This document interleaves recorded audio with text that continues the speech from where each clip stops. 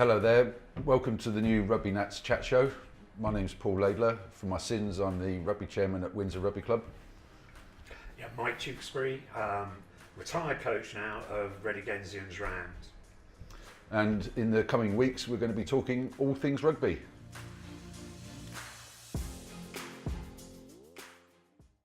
Looking at the weekend's results, Mike, I don't know if you watched as much rugby as I did, but did you see any glaring examples of how the new law changes have changed the game? Or Well, I think I saw a couple of Premiership games on the television, Championship game. I went to watch Redigensians at Henley. I think it has speeded the game up at the breakdown. The scrums, to my mind, they were a lot cleaner. There wasn't the continual collapsing. They were steadier. But I think a lot of these changes, you know, what always concerns me, every season when we have a change in the law is quite precise in what it says, or the lawmakers of what they've said. And invariably what happens is that the referees are very hot on it, they apply it very, very well indeed, 7 or 8 games, and then it declines. It goes back to what it was. I think for these changes to be effective, and I think there was so much positive stuff came out of the games that I watched, then I think they have to be consistent throughout the season. Every game matters. It's not a question of how we've done it for 10 weeks or so. It's easy to go back.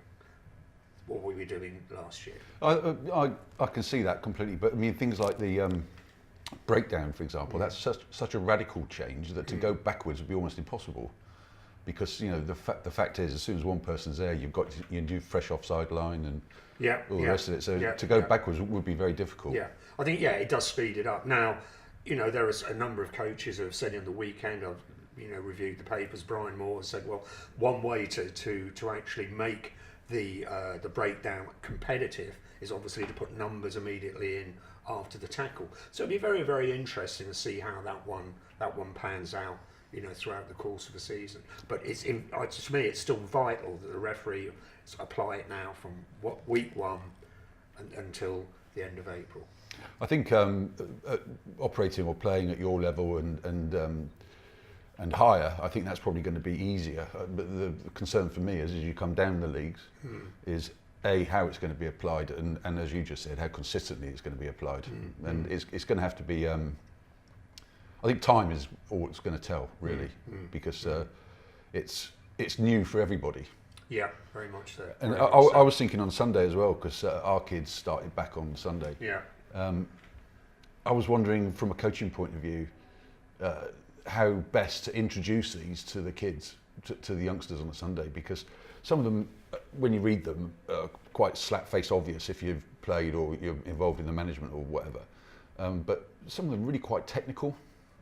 Yeah. And that would be very easy to lose a bunch of kids there, straight over their heads or whatever.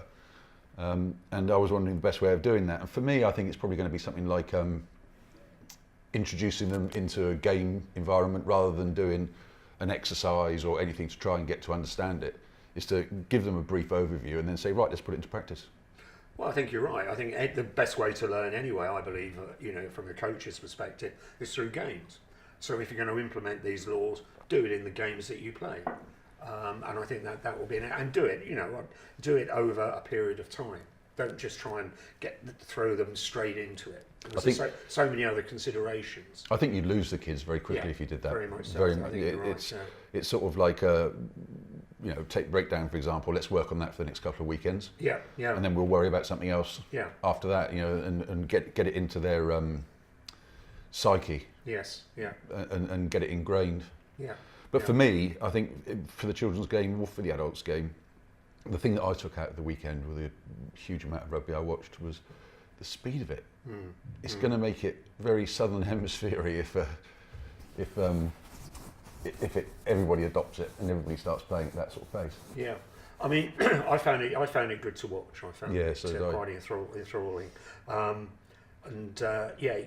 yeah, very much so. Especially on the harder grounds we have at the moment. I suppose when the November weather sets in and Everybody's December, 2 inches deep in etc., porridge.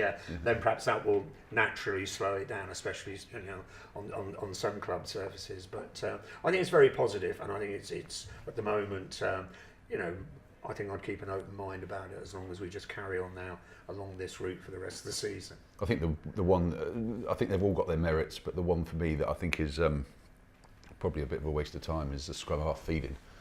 That being allowed to move closer to their side of the tunnel, and yeah, I mean, it's still going to go back in at the second row, isn't it? Well, this is what I'm saying. I mean, the law is quite precise on it.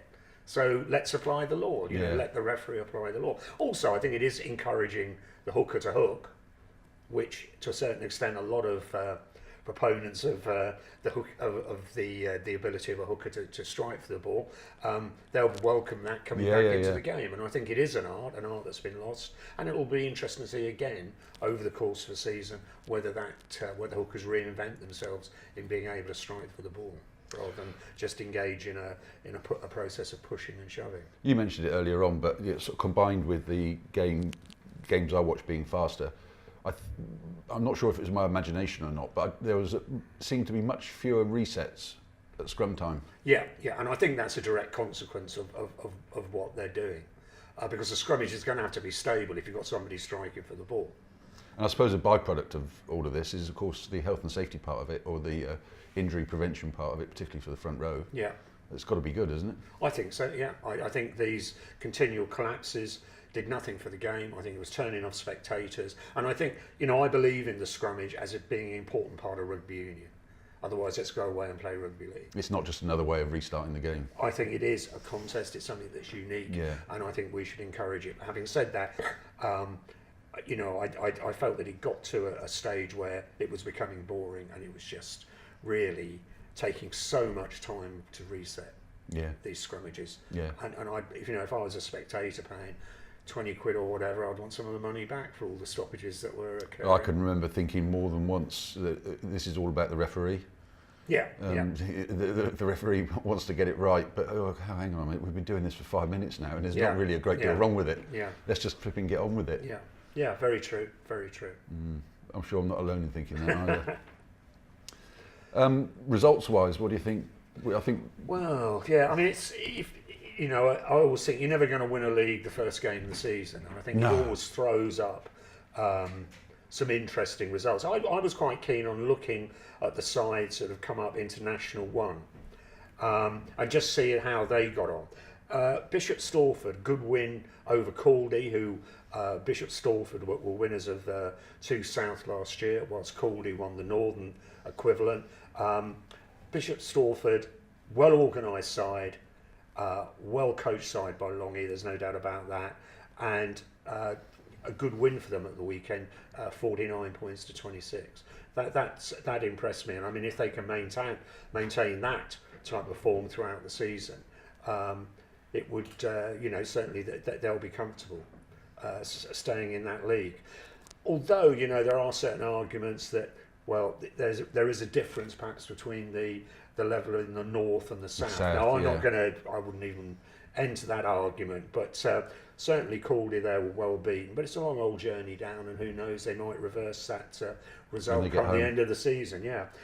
The other one, Old Altamians, who were promoted last year after winning the playoff.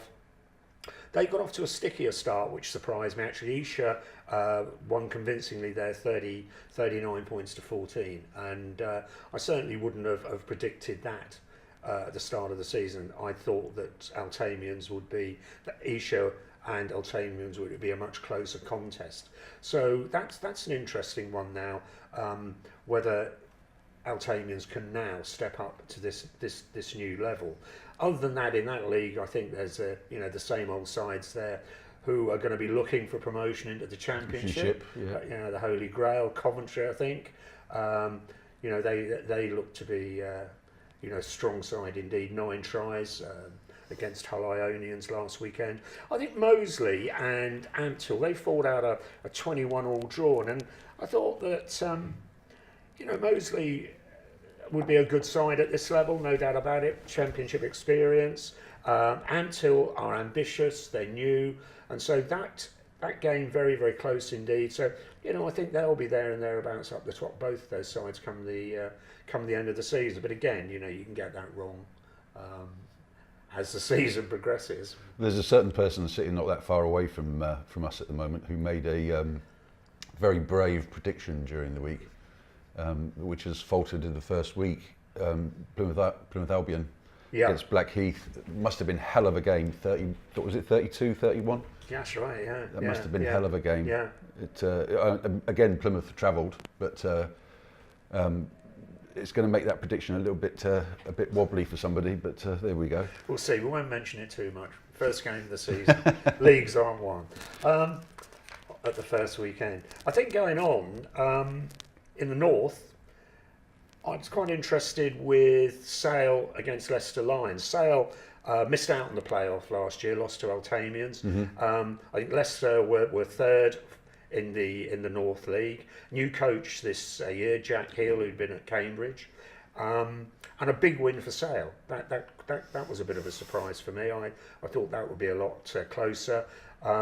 Other sides, I think Macclesfield have come down. They've yo-yoed a bit in terms of operating between National 1 and National 2 North. A good side and convincing winners over Wharfdale. Stourbridge looked to be sharp, certainly first week, and they came to Otley and won on 42-21. So that was encouraging for them. There was a lot of tries scored in that league. Yeah, and perhaps it goes back to the point there that the game is a lot quicker. People are looking to carry the ball, looking to put people into space, and it's made easier by these changes to the breakdown laws and the laws of the scrummage. Apart from one result, which was Sheffield and Sedgley, which was quite a big points difference, a lot of them really weren't. It was quite close. Yeah. Or one side lasted the full 80 minutes a bit better and turned the pressure on at the end. But yeah, I think that's very fair comment on that. I think that's got the potential for being one of the most exciting leagues going, really, to be honest. The National League 2 North, because if it carries on going like that every weekend, it's going to be a serious rugby fest, isn't it? Yeah, I think so. And I don't think the South will be far behind. I think there was some some games there at the weekend which bode for a number of sides perhaps coming up with a few surprises. Perhaps the biggest one was Tunbridge, who were promoted last year. Inflicting quite a heavy defeat on Bury St Edmunds. And Bury have been very active on social media and in the media. They've had some new fresh blood come in. They're going to be rocked, I think. That's going to be a poor start. They're going to have to really sort of pull together to get back for that one, I think. Yeah, and I think fair play to Tunbridge, but I think the other side that came up, Wimbledon, yeah. Barnstable, good win away from home for Barnstable, but I think they were promoted last season. Barnstable, they stayed in the league. They have a number of experienced players like Will Tops, Winston James, James Starkey. They've been around the block a bit. They're good players, experienced players, and that didn't surprise me too much. I think Wimbledon, will settle down once they get into that league, into the pace of the league, and the strengths and the physicalities of those sides. Redcliffeans, they found it a hard day down in Redruth, didn't they? I mean, Redruth, I believe, have also been recruiting heavily over the season, and I think that was quite a hard day at the office, quite a testing encounter. It obviously being a local derby, and here in Berkshire, it was interesting to see the Reading Enzians and Henley result. No comment. But I mean, that you went to watch, that seriously tight, wasn't it? 28-24 or 26 or something? Yeah, 28-24. Yeah, it was a good game. Henley scored an early try within 5 minutes, but then Reading Enzians played some good stuff, went in at half time 24-10 up, and I must confess I've always been very, very poor at predicting games, but I felt that it was going to be a 40-point job, and how wrong I was. Henley came back into the game, a good performance from their pack, but also I think Conor Murphy at scrum half made a hell of a difference. He controlled the game, he played field positions for Henley, so there was constant pressure on Redigensians. Defence was good from the Rams overall, but I think the strength of Henley at the end just told a bit. And also I think perhaps a little bit of ill discipline, a couple of cards, we could have done without those. And did you see the game speeding up there at that Again, level? I thought it was sharp, yeah. Yeah. I thought it was entertaining. From the breakdown, the ball being moved a lot quicker, a lot more opportunities. But if the defence is well organised, as Redigensian's defence was, it can also, put a hell of a lot of pressure on that, on the attacking side. And early on, the Rams were able to do that. Was there any recruitment done by Enzians over the summer or Henley? Any new faces on the park? There were there's one or two on both sides, yeah, but it wasn't a massive turnover of players, certainly not for Redigensians. No. When the fixtures came out, I bet both sets of management team probably thought, oh God, first fixture. It's the last thing they would have wanted. Yeah. It's almost like someone sitting in the Southwest office thinking, what can we do here? Whose week can we spoil now? Perhaps that's a bit unfair. Surprise for me, though, was Clifton against Chinner. Certainly, the rumour mill has been working well in the over the summer, and Chinner recruiting like mad. Yeah. Got off to a cracking start, by all accounts, but then found themselves behind with a few minutes to go, and then managed to sneak a try and a conversion to draw the match. But they didn't do that well at Clifton last year. Clifton turned them over. Might be the fact that there's new personnel in the team. It takes time to settle, but certainly a shock result, I would say. I'm sure I remember reading during the summer, talking about Chinner, some of their players have gone to Maidenhead, who've gone up into the Southwest Premier, haven't they? Yeah, two front rowers have gone in there, and also one of the backs as well. Yeah. And reasonable players, very good players. And obviously, talking about Maidenhead, it's their first weekend in that league. Well, yeah. Before we start now, National League 3, new name. Yeah, well, is it? Yeah, I mean, it's the same teams, I'm guessing, and I'm sure I must have read something about this, but it must have just passed me by. But it looks to be just a geographical thing, just a geographical renaming, but taking away the National 3 sort of tag at the front of it, I'm not sure I like that, because the teams that hold that tag want to keep it, don't they?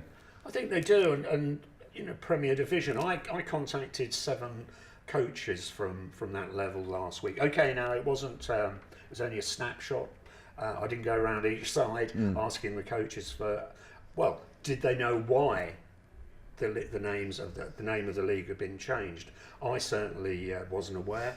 Now, clubs might have been slow in putting that information out amongst their members, but certainly they didn't know. The only consensus of opinion that I got was that one of the vast civil service at HQ came in one Monday morning wanting something to do. Let's change the name of National 3. It's very possible. Get me promotion. I'm surprised I've missed it, because I get all that sort of waffle from the powers that be. And I haven't seen any argument or any explanation of the change for it, but as you say, I'm sure there's probably a good reason for it, like boredom or something. Yeah. But Maidenhead, going back to them, they went down to Camborne. Long way to go to get beaten. Close match, but it gives them an idea now of the standard of that league. Camborne were started strongly last year. I think they finished above halfway. So it would be for them. I think they take a lot of positives from that. The other promotion team, Newbury, got off to a great start at Bournemouth. Didn't they just? Yeah, I wouldn't have picked that one. Not Bournemouth at home. Well, especially when you consider they didn't have a tradesman centre. Young Rhys Davis, tradesman 9, played virtually the whole game in the 12 shirt, which is amazing. Yeah. And Bournemouth is a tough place to go and play rugby. Absolutely. In fact, the other centre as well, Ollie Spanswick. I mean, he's a converted back rower. So yeah, good win for them. Good win for them. The one that surprised me was Bracknell. Yeah. Now, you'll be privy to that because your son plays for them. So. Yeah, but I mean, it was a very large win, and I know Bracknell have done a lot of good pre-season, and I went to watch them in their pre-season against Camberley a couple of weeks ago, and although they didn't win it, they were under strength, but they still displayed a good team spirit. Quite fit. If they'd been up to strength, I don't think Camberley would have won, but to see that result on Saturday evening and to deal with the fallout at home as well was quite a surprise. And I should imagine tonight's training is going to be lively. It's going to be interesting, I think, because they've got to come back from that. They've got to be mentally strong as well, because it'd be easy to think, oh, for Christ's sake, we've got off to a poor start here. They need to put it behind them and just come back strong this week. I'm not sure who they got this week actually. I did make a note actually. No, I didn't. I think it's not clear. It's at the back here anyway. Let's have a quick peruse quickly. Away to Bournemouth. Oh. Yeah. So will Bournemouth? Yeah. Two teams that have both got to bounce back. Absolutely, yeah. That's going to be interesting. I think another interesting one for me in the Southwest was Western.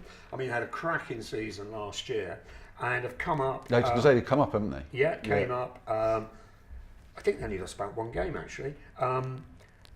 They've come up and they drew with Brixham, who have been sort of old hands at that level for a number of years, an experienced side. Western were playing at home, but 21 all. I think again it's a good introduction to them, and again would be encouraging going forward. I think the London League is always a tough one. I see Tring were promoted and got off to a good start with a 32-26 win over Westcombe Park. So that's from their perspective coming up and beating a side that have comfortably finished in the top half. Rumours have it that Westcombe Park will be one of those competing this year for one of the top spots. That's a very, very good start indeed. Of course, then it's maintaining that. Another promotion side, Sutton.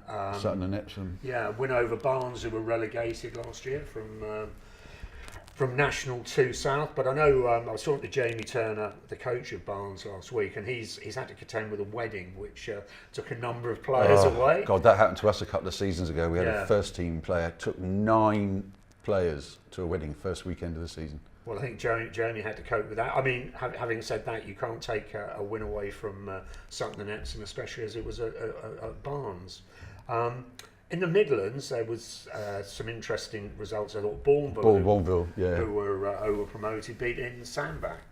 Bourneville have been in that league for a while, though, haven't they? No, they were only promoted last year. Yeah, they're used to that league. They have been there before, haven't they? They might have been. Yeah, probably right there. Yeah. I know they've got one or two talented players up there, and scrum half Sam Brown is a quite experienced guy. He's played National 2 rugby, and quite a player that I think would make his presence felt. He scored a couple of tries for them early on against Sandbach, so I think they'll be looking for good things to happen. And Birmingham Solihull. Yeah. Again, rumour has it they're looking for promotion. And they beat Scunthorpe, who were relegated last year, so they're going to be no pushovers. Yeah, well, provided they've kept all their players, of course. Well, yeah. The North, 2 sides that were promoted, Kirby Longsdale and Birkenhead Park. A win for Birkenhead, so again that gives them encouragement going up.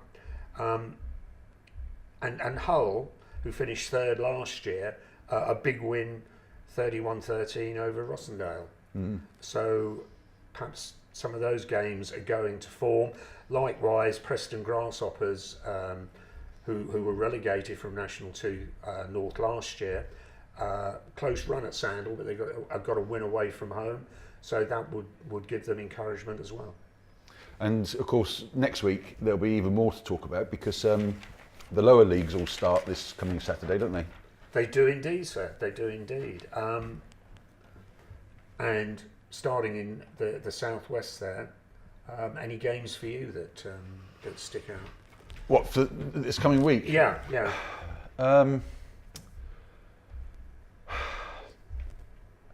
It's a difficult one to answer that, because teams that are coming down in the past, in our area, for example, have never really sort of delivered the shock and awe that everybody expects them to have by coming down.